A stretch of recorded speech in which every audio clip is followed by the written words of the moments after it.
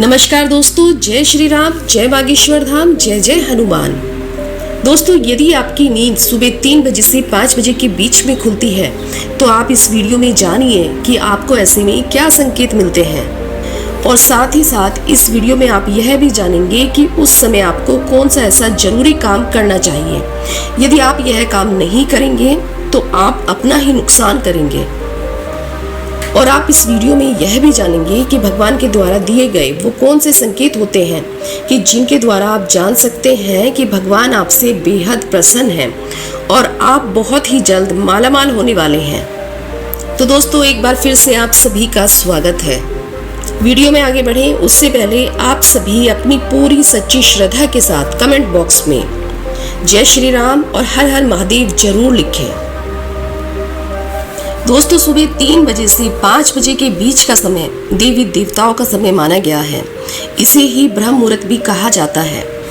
ऐसा माना जाता है कि अगर आपकी रोजाना अपने आप इसी समय नींद खुलती है तो इसका अर्थ है कि दिव्य शक्ति चाहती है कि आप इस समय उठें। ऐसे में कुछ देर उठकर आपको अपने इष्ट देव की आराधना करनी चाहिए।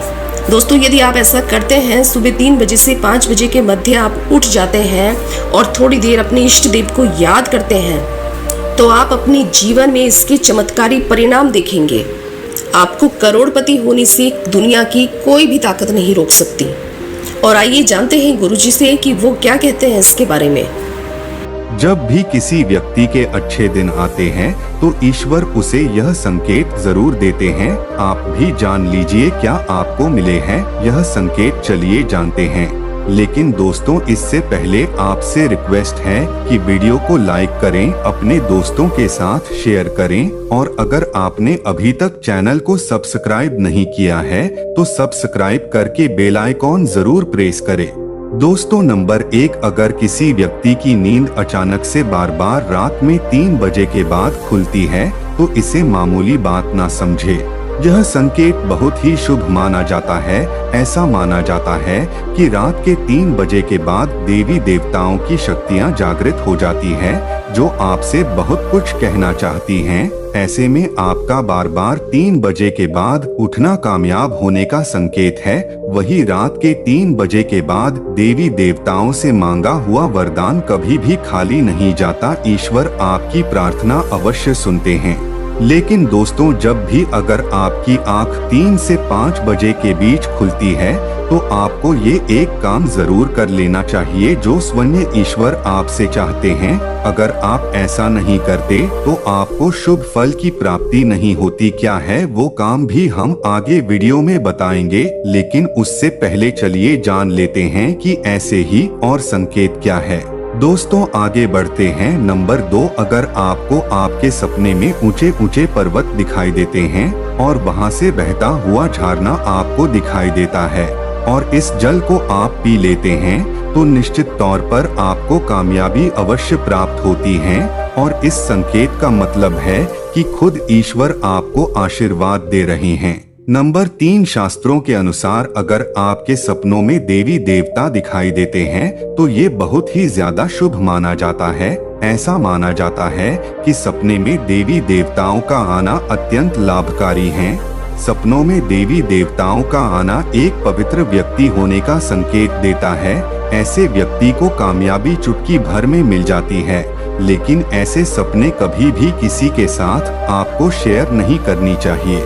नंबर 4, पूर्वाभास। अगर आपको आने वाली घटनाओं का पूर्वाभास हो जाता है तो आप समझ जाइए कि दैवीय शक्तियों की आप पर कृपा है। नंबर 5, पारिवारिक प्रेम। आपकी पत्नी, बेटा बेटी और आपके सभी परिजन आपकी आज्ञा का पालन कर रही हैं।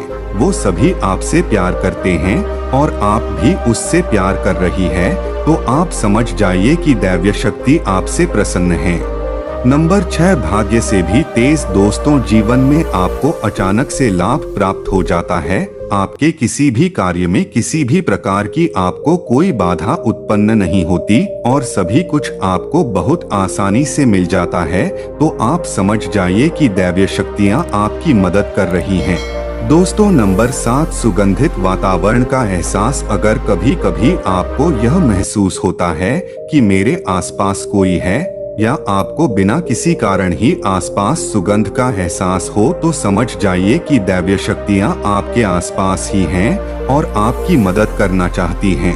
नंबर 8, सुहानी हवा। आप पूजा कर रहे हैं और अगर आपको लगे कि अचानक सुहानी हवा का झोंका आया है या शरीर में कुछ अचानक दौड़ता सा प्रभाव महसूस हुआ हो जो कि पहले कभी भी ना हुआ हो, तो समझ जाइए कि देवी या देवता आप पर प्रसन्न हैं। दोस्तों, नंबर 9, ठंडी हवा का घेरा। भूमि पर भी रहते हुए कभी कभी आपको यह एहसास हो कि मेरे आसपास बादल या ठंडी हवा का एक कुंज है जिसने मुझे घेरा हुआ है, तो आप समझ जाइए कि दिव्य शक्तियों ने आपको घेरा हुआ है। ऐसा अक्सर बहुत ज्यादा पूजा पाठ करने वाले व्यक्तियों के साथ होता है। दोस्तों, नंबर 10, रोशनी का कुंज। अचानक ही आपको तेज रोशनी का कुंज दिखाई दे जिसकी आप कल्पना भी नहीं कर सकते, या आपको अचानक ही कानों में मधुर संगीत सुनाई दे और आप आश्चर्य में रह जाएं कि यहाँ आसपास तो कोई संगीत तो बज ही नहीं रहा, फिर भी वो आपके कानों में सीटी बजने की तरह सुनाई दे, तो आप समझ जाइए कि दैवी शक्तियाँ आपके आसपास ही हैं और आपसे बात करने की कोशिश कर रही है। ऐसा अक्सर उन लोगों के साथ होता है जो निरंतर ही अपने इष्ट देव का मंत्र जप करते रहते हैं। दोस्तों, नंबर 11, किसी की आवाज सुनाई देना। आप रात्रि में गहरी नींद में सो रहे हैं और आपको लगता है कि किसी ने मुझे आवाज दी है या उठाने की कोशिश की है और आप अचानक ही उठ जाते हैं, लेकिन फिर आपको आभास होता है कि यहाँ तो कोई नहीं है, लेकिन आवाज तो जरूर थी। ऐसा आपके साथ कई बार हुआ हो तो आप समझ जाइए कि आप पर किसी अलौकिक शक्ति की मेहरबानी है। ऐसे में आप हनुमान जी का ध्यान करें और धन्यवाद करें। दोस्तों, नंबर 12, सपने में अगर आपको हरे भरे बाग बगीचे या फिर खेत दिखाई दे, यानी चारों तरफ सिर्फ हरियाली ही हरियाली दिखाई दे, तो इसका मतलब है कि आपको जल्द धन प्राप्त होने वाला है। इसी तरह अगर आपको सपनों में शंख और मंदिर की घंटियों की आवाज सुनाई दे तो इसका मतलब आपके पास किसी न किसी माध्यम से धन आने वाला है। दोस्तों, नंबर 13, सपने में उल्लू देखना भी धन की प्राप्ति का संकेत माना जाता है। सपने में लाल साड़ी वाली महिला पूर्ण श्रृंगार करे दिखाई दे तो इसका मतलब है कि क्या आपको लक्ष्मी माँ ने दर्शन दिए हैं, जिससे आपकी आर्थिक स्थिति जल्द अच्छे होने का संकेत है, क्योंकि जब स्वयं माँ लक्ष्मी आपके सपने में आ गई है तो अब आपके घर में भी जल्दी ही वो प्रस्थान करेंगी। सपने में गन्ने को देखना भी पैसों के आने का संकेत माना जाता है। अगर सपने में आकर सफेद या फिर सुनहरे रंग के सांप को देखा है तो इसका मतलब है कि आपको जल्द ही धन की प्राप्ति होगी। दोस्तों, नंबर 14, सपने में अपने आप को घोड़े पर चढ़ते देखना मतलब आपको कोई नया काम मिल सकता है जिससे आपको अच्छा खासा लाभ प्राप्त होगा। नौकरी वालों को यह सपना आए तो इसका अर्थ है आपकी उन्नति होगी। अगर आप सपने में काले बादल देखते हैं, साथ ही बारिश भी दिखे, तो इसका मतलब आप जिस भी चीज में निवेश कर रहे हैं वहां आपको लाभ मिलने वाला है। सपने में पान खाना सुख समृद्धि आने का सूचक है। दोस्तों, नंबर 15, स्वप्न में अगर आपको छोटा बालक ठुमक ठुमक कर चलता दिखाई दे तो इसका अर्थ है कि आपको जल्द ही कहीं से धन मिलने वाला है। सफेद कमल, लाल रंग की चमेली, चांदनी और गुलमोहर के फूल सपने में दिखाई देना निश्चित ही भविष्य में अपार धन संपत्ति के आने का संकेत है। नंबर 16, रात में अचानक ही एक क्षण के लिए बांसुरी या घंटी की आवाज का आना भी शुभ संकेत होता है। माना जाता है कि ऐसी आवाज आने का मतलब है आपके घर में देवताओं का आगमन हो रहा है। ऐसे में हरिनाम को बोलते हुए सो जाइए। इस बात का ध्यान रखें कि आपको जिस किसी दिन ऐसी आवाज सुनाई दे या कोई भी इस तरह का आभास हो तो आप उस सवाल का पीछा ना करें। इन आभास के बारे में सिर्फ अपने परिवार या किसी बुजुर्ग को ही बताएं। किसी बाहरी व्यक्ति को बताने से इसका प्रभाव कम हो जाता है और इससे मिलने वाला लाभ आपको नहीं मिलता।